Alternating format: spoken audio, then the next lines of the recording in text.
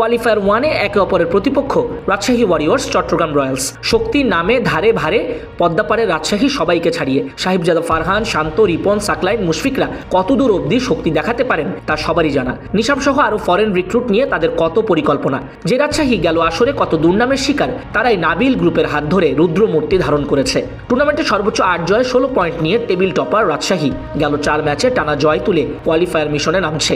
বিপরীতে চট্টগ্রাম 6 জয়ে কোয়ালিফায়ারে জায়গা পেয়েছে, যেই দলকে নিয়ে ঘুণাক্ষরেও কেউ ভাবেনি। তবে বন্দরনগরীর দলটা গেল 2 ম্যাচে হেরেছে। কাগজে কলমে চট্টগ্রামকে পিছিয়ে রাখলেও বিপিএল পারফরমেন্সে রাজশাহীকে আটকে দেওয়ার ভালোই সুযোগ আছে চট্টগ্রামের। কেননা যে দুবারই রাজশাহীকে পেয়েছে চট্টগ্রাম, কোনোবারই দুই দল একে অপরের বিপক্ষে 130 রানের গন্ডি পেরোয়নি। তার মানে দাঁড়ালো দুই দলেরই বোলিং টি20 স্ট্যান্ডার্ডের। তাই লড়াই হবে সমানে সমান কোয়ালিফায়ারে। হারলে বাঁচার অপশন তো আছেই। কোয়ালিফায়ার ম্যাচটা শুরু হবে মঙ্গলবার সন্ধ্যা 6টায়।